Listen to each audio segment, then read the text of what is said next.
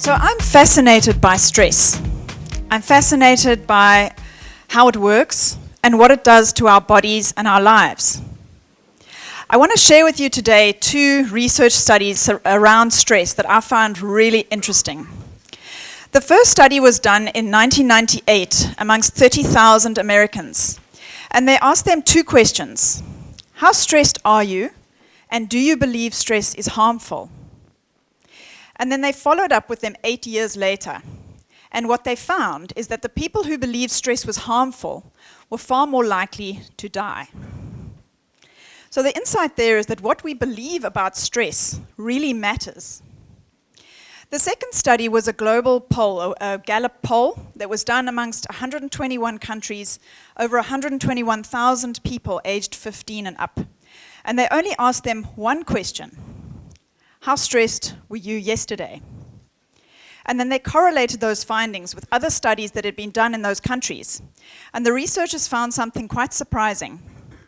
The higher a nation's stress index, the higher the GDP, the readings of well-being, happiness, and longevity. So that means the more stressed a nation's people are, the more productive they are, the happier they are, the healthier they are, and the longer they live. So the insight from the second study is that stress can be beneficial. So that takes us to a service I offer, which is known as reframing stress. And this means shifting beliefs around negative stress towards a more positive way of thinking about it. And the way I do that is through educating people about the variety of stress responses we have in our bodies, how we can initiate them, and how we can benefit from them. So let's take a look at some of these. The first one is fight or flight. So I think all of us pretty much understand how this works. We have a big traumatic event, something potentially life-threatening happens, and we have an electrical activity that starts in the brain. What that triggers is a cascade of hormones, primarily adrenaline and cortisol. Now, the combination of these 2 hormones trigger some physiological change in our bodies. What happens is that our heart rate goes up, our blood pressure goes up, our pupils dilate, breathing gets shallow, and blood flow moves from what's deemed to be non-essential functions in that moment, being digestion and reproductive systems. The blood flow moves away from them and into our heart and lungs, and that gears us up for action. That galvanizes us to be able to defend ourselves from something dangerous or to flee, to become safe. Some other things happen in the background as well. Things like inflammation rises, and immune system is heightened. And in popular media these days, everyone's talking about how we have this fight or flight and we haven't evolved and we don't know anything different and it's not very useful. But I don't agree with that on a couple of fronts. Firstly, we live in quite a dangerous society. We know that crime exists, and we do face mortal danger on some occasions. It is quite helpful for our brains to kick us into gear and to be able to defend ourselves. At the end of last year, my domestic worker was leaving work, and she interrupted an armed robbery at my neighbor. And the gunman told her to freeze, but instead, she just fled. And in talking about it afterwards, she can't believe that she behaved that way. But that was her stress response, kicking into gear, overriding all logic, and just doing what was necessary to survive, potentially.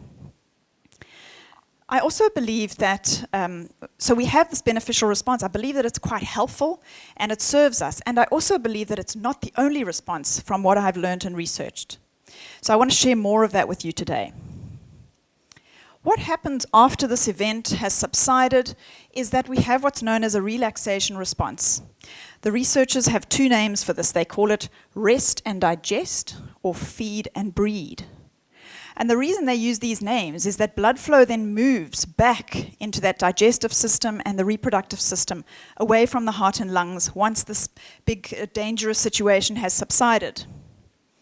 What also happens is our hormones normalize again, our inflammation subsides, our immune system goes back to normal, heart rate goes down, blood pressure goes down. We kind of go back to a resting state. So what's important, I think, is that the main aim here is for balance. All of this happens in what's known as the autonomic nervous system. And optimum function of this is really being at balance. It's good for us, in fact, to have spurts of stress and then to have a relaxation response that follows. Research studies done in elite athletes, the top performing athletes in the world, show that they actually live longer than most people and they're a lot healthier. Their cardiovascular systems are really enhanced. And if you think about all the stress they put themselves under, if you think about what it takes to become the world's greatest golfer in the world or a cricket player, it's quite a lot of physical endurance that they put themselves through, not to mention the pressure that comes from performing at international level. And yet they live so long and they're so healthy. So what we really want is this balance in the system. We want these spikes and pockets of stress and then the relaxation response. So how do we get ourselves into this relaxation mode? Because many of us spend a long time in this stress state, and we want to learn how to trigger the relaxation. So there are a couple of ways of doing that, and I'll only cover a few today. The first one is gentle exercise. And I say gentle because when we do intense exercise, we raise our cortisol levels. So if you're really stressed, you have a hectically stressful job, and then you go and do a CrossFit class, you might actually be exacerbating your levels of stress and pushing yourself a little bit over the edge.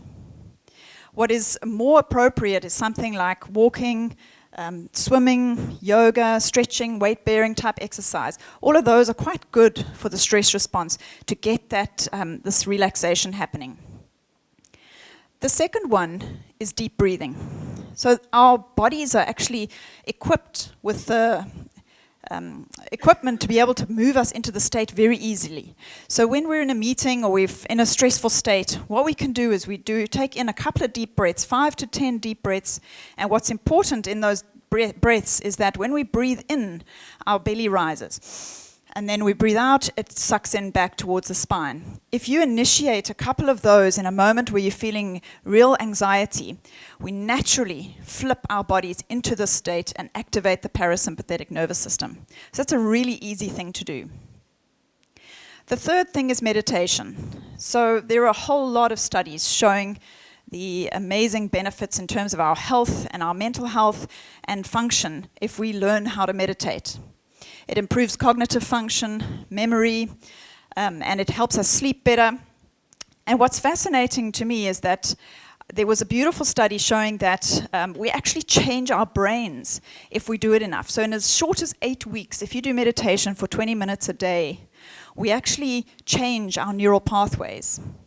In terms of deliberate practice, when you do things repetitively, what you do is you build a substance called myelin that goes over your neural pathways, and it's actual stuff. If you cross-section the brain, you cut it open, there's actual stuff that you can touch.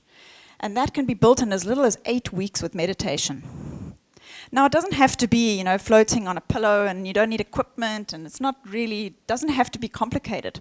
All you have to do is go onto YouTube and look for 10-minute guided meditation and just listen to what they say.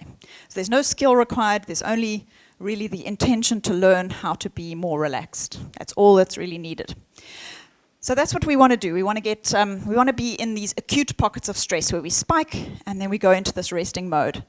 When we're in the fight or flight state for a prolonged period, that is chronic stress, and we want to avoid that as much as possible. Let's talk about the next response, and this one is known as tend and befriend. So imagine this scenario. You're at the coffee queue at work, and you're talking to your friend about her weekend, and up comes her manager in a really irate state. He shouts at her and belittles her, humiliates her, calls her a lot of names, and then storms off. What will happen in that scenario is that the people witnessing that kind of event will experience a stress response.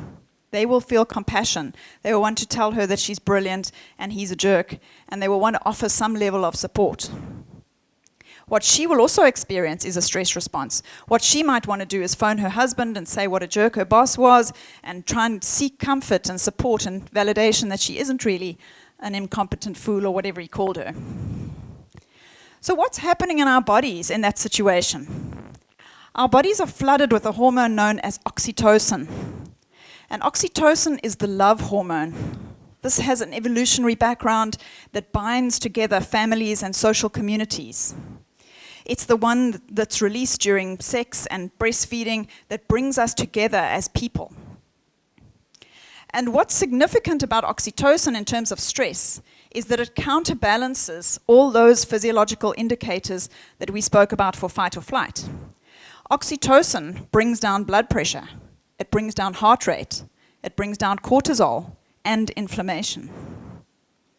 So how can we get more? How can I flood my body? How can I get a little bit more of this love hormone? Well, I'll give you a couple of ideas. Physical contact is probably the best way to do it. So hugs and cuddles from your loved ones as much as possible. Children, spouse, family members, maybe less so on colleagues, I don't know. No sexual harassment suits, please. So physical contact is great. So hugging. If you're not really a touchy-feely person, oxytocin can also be released in important, meaningful conversations. So say you reach out to a mentor and show gratitude for someone who helped you in the past, you will trigger oxytocin. If you have a conversation with someone where you're needing support and they offer kind of love and guidance, oxytocin is released in those kind of encounters without physical touch. If you don't have a lot of opportunity for touch, you could also initiate something like a massage, and that will initiate the oxytocin. The final way is through our pets. When we stroke the fur of an animal, it actually releases oxytocin, particularly if you love that animal. And you might be able to initiate a double whammy if your spouse is particularly hairy.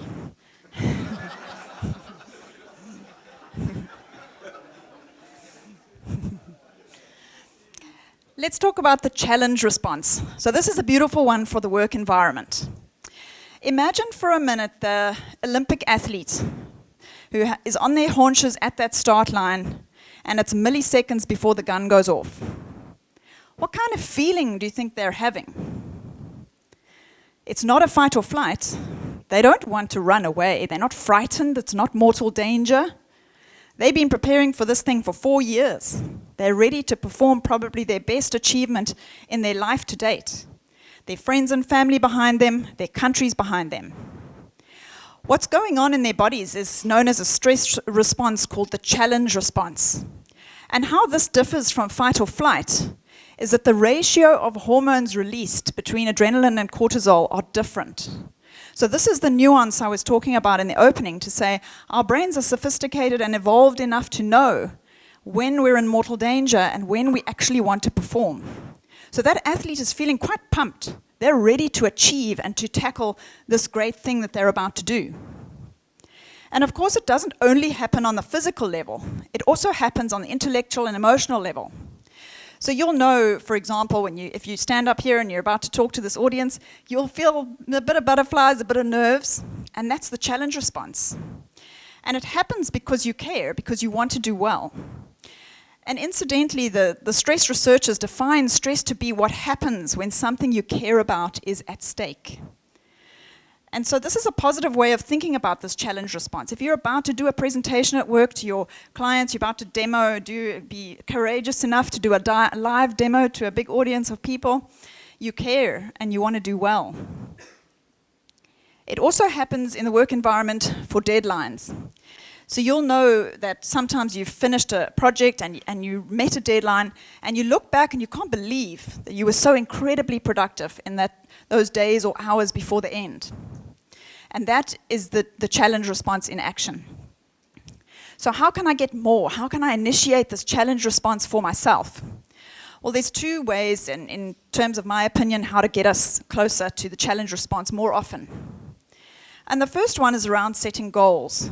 So often, Avdi spoke about having this sense of direction, this belief, and also having balance, saying in your personal life, you also need to reach for things.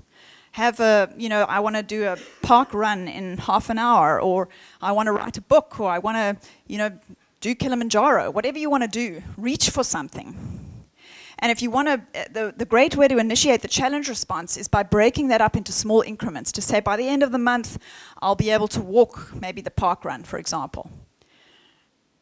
And the second side of that is about accountability. So it's important for us to have accountability. We all have these great goals, particularly in the personal front. We've got these great ideas in January about what we're going to achieve, and then work gets in the way, and we just tend to drop these personal goals. So if we own up to a life coach or even a friend or your spouse and say, well, by the end of February, I'm going to be here. Please challenge me on that.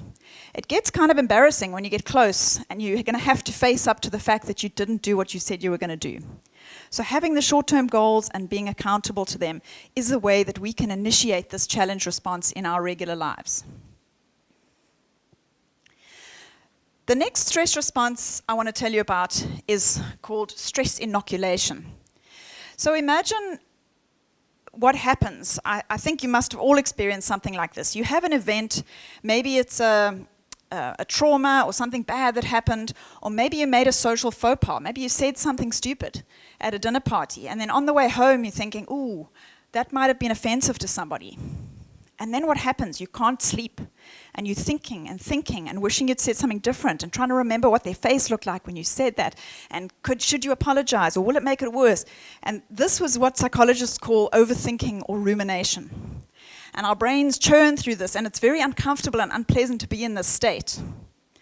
But what I think is beautiful is that researchers have put people into fMRI machines to see which parts of the brain are lighting up when they're in this overthinking. And what I love is that the two areas that activate are around learning and memory. So what our brains are trying to do for us is to pretty much help us mature. When we've made a mess or been in a situation we wish didn't happen, how do we learn from it, and how do we grow up and not do that again? I did a lot of stupid things in my 20s, and I still do stupid things, but I do different stupid things. So many people ask me, how do I get out of overthinking? How can I break the cycle? And there are a couple of ways that I'll tell you about in terms of advice from the researchers. The first way is what's known as expressive writing. So there's a researcher called James Pennebaker, and he did research that asked people to write about the most traumatic event in their lives for 15 to 20 minutes a day for 4 days in a row. And preferably pen and paper, but you could also do it electronically. I'm sure most of this room would prefer that. And then what happens at the end of that experience is that the emotional charge that's connected to that event is much lower after that expressive writing. So you're literally purging, getting rid of everything you want to say about it, and then you destroy it afterwards. You don't have to publish it or save it or anything. So that's expressive writing. It's a way to break that pattern. Another way, another researcher recommended shouting no or stop when you find yourself doing that.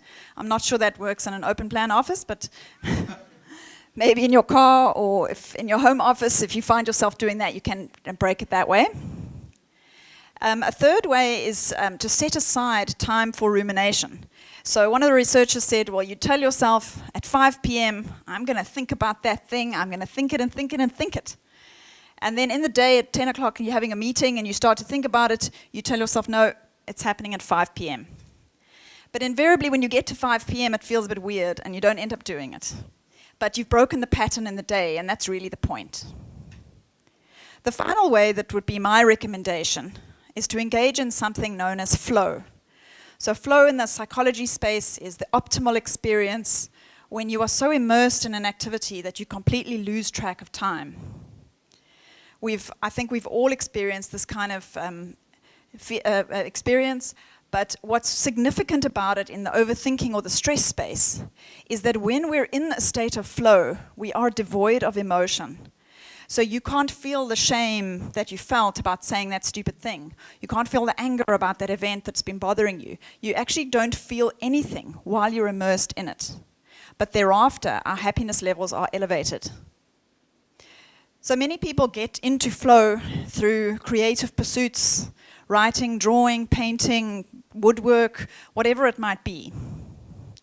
If you're lucky enough not to be a manager and you can spend your time coding and you're in flow with coding, that's absolute first prize. If your job takes you into flow, then that's a beautiful place to be. So that would be my recommendation in terms of breaking that overthinking cycle. Now, why am I so interested in stress? A couple of years ago, I got very sick from stress. I developed an autoimmune disease that I will have to manage for the rest of my life. And that was triggered by stress. I thought I was a really healthy person at the time. I was an ultramarathon runner and ate fresh fruit and vegetables, and I was really fit and healthy, so I thought. And stress triggered something really significant that broke my life quite catastrophically. For about 3 years, I had chronic fatigue, and I lost so much in that time. I lost the ability to work and earn income for 3 years. I lost many relationships that I couldn't sustain because I was so exhausted. And I lost my sport. I couldn't exercise any longer for many years. So, of course, when something significant like that happens, you want to make meaning out of it. So I wrote this book called Avoiding Burnout to show people how it can happen. How is it possible that I could get myself into this terrible state of health, and how not to do it, basically. But you'll remember at the beginning of this talk, I said that believing stress is harmful is not that good for us. And what transpired in the 2 years since I wrote that first book is that I wrote another book about other people's stories. And I learned so much and I gained so much from it. And a lot of the content of what I talk to you today is in that book. And that really turned around my thinking. And now I'm in a place where I appreciate stress. I understand that it's driving me to be a better version of myself. It's protecting me from danger. It's helping me connect with loved ones. And it's making me learn from my mistakes. So I now collaborate with my physiology and move myself forward with it. As a little aside, I did a bit of an Agile experiment. I know this may come as a big shock, but I'm from the waterfall development lifecycle era and relational database design. And so writing a book is quite like writing software. You have an idea and you churn away and you write all this stuff, and then you hold thumbs and hope and pray that somebody might actually want to consume the product at the end of the day. And there's a lot of risk in investing and printing and layout and cover design, and a lot of money spent and time and energy. And you have no assurance that someone actually wants it. So my husband is an Agile coach, and he recommended I read this book called Running Lean that was also written in an Agile approach. So I thought, well, I like this idea. I'm going to borrow that. And what I did was I did a lean canvas, and my husband told me all my metrics were vanity and I was getting it all wrong, and he helped me and showed me what to do. And then I asked 36 people to sign up as beta readers on my website. And I decided my minimum viable product was 1 chapter per month. And I released that to this beta audience. And what happened there is that it forced me to have a very together chapter, rather than the process of the first book where I just left all the referencing to the end and I was a bit scruffy about the typos. But I released a really good, well-structured, well-thought-out, high-quality chapter to those people every month.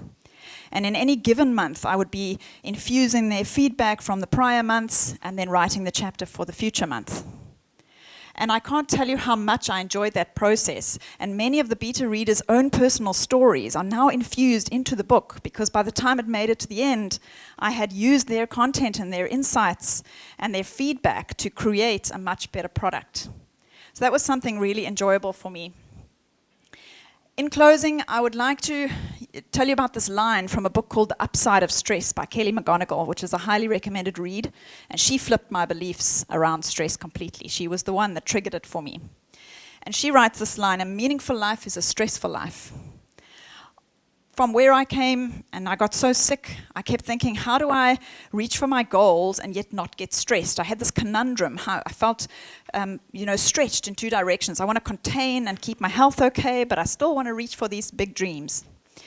And so in reading this line, a meaningful life is a stressful life, I realized that I need to work with stress. I need to take it along with me, because when I do big things and stretch myself out of my comfort zone, stress is going to be there. But instead of seeing it as the enemy, I now see it as a collaborator. It's helping me. It's pushing me to be the best version I can possibly be. That's all. Thank you.